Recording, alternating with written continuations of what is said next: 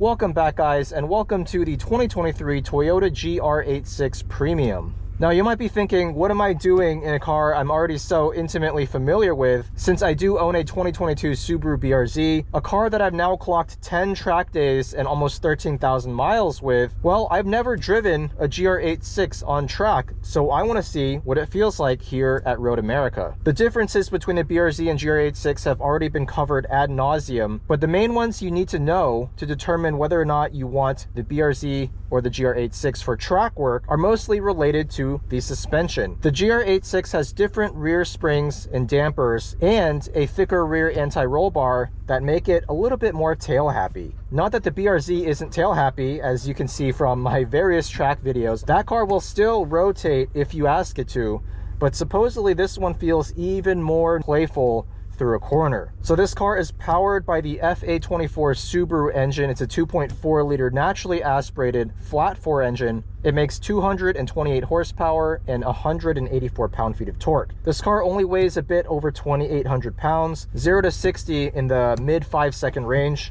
Not bad for a car that starts at just under $30,000. So the question that I'm going to try to answer is this car more fun to drive stock compared to a BRZ? Since I did track my BRZ a few times when it was stock, even down to the tires, let's see if the GR86 feels any different. So before we get going here, the one thing I love about the GR86 over the BRZ is that it gives you a digital readout of your water and oil temps in degrees Fahrenheit, whereas the BRZ just gives you that sort of linear gauge where you kind of have to guess based on the tick marks where your temps are at. This is much more useful, and I don't know why Subaru didn't do the same thing.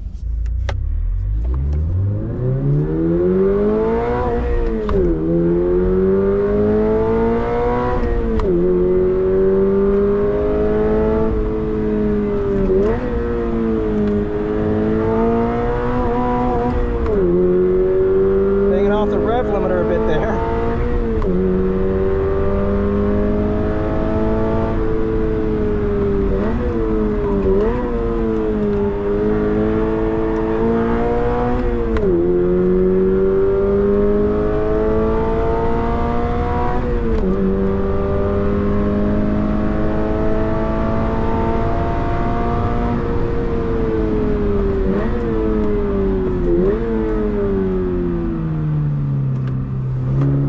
Here's the thing, guys, regardless of whether you pick the BRZ or the GR86, you are still getting the best driver's car under $50,000. That is a conclusion I have come to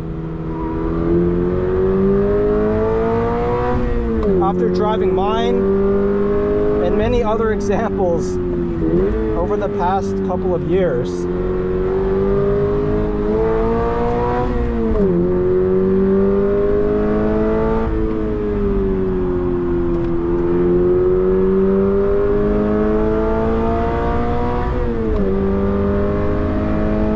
Just such a well-sorted little sports car. A little bit of understeer on turn-in, but honestly, this feels like the front end is slightly sharper than the BRZ's. It's a little bit more eager to turn in.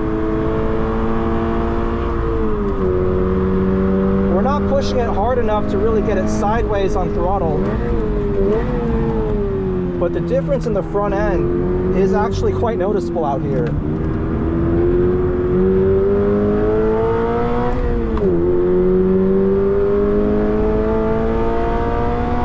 But like I said, we are splitting hairs. Both cars are just so damn good to drive.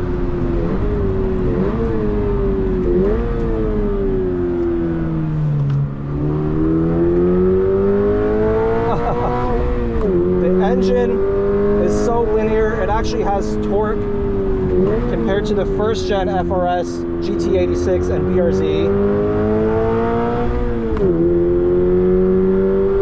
The manual transmission is an absolute joy. It is so much better even than the manual in the GR Supra I just drove. It's lighter, it's easier to rev match your downshifts. It's just such a good car to push on a canyon road or on the racetrack, or even as your daily driver. It's fairly comfortable as well.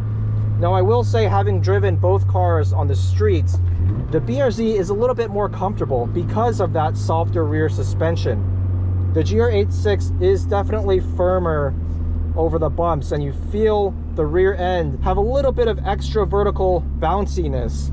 Is that enough for me to say you shouldn't get the GR86 as a daily over the BRZ? Absolutely not. If you want the slightly more expert-friendly driving dynamics, there's no reason not to get the Toyota version. Except, and this is the elephant in the room, from what I've seen on social media over the last year and a half or so, it does seem like engine failures in these cars tend to be more problematic for customers who have the GR86.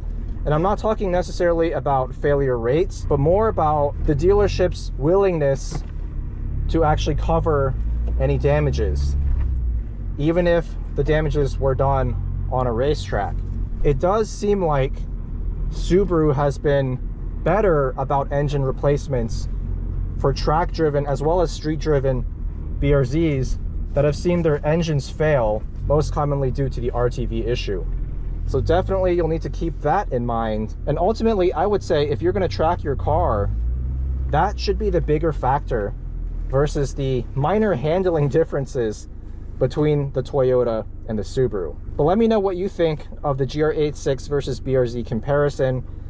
From behind the wheel, driving at 7/10 here at Road America, I can say they feel 98% the same. That extra 2% all comes down to a slightly sharper front end in the GR86, and obviously the car is more willing to rotate, as I did find out, not here on the racetrack, but on a canyon road in a video that I'll link in the video description. But do you agree with my assessment that you might be better off, statistically speaking, with the BRZ if you do have an engine failure? Let me know your thoughts, and I'll see you in the next video.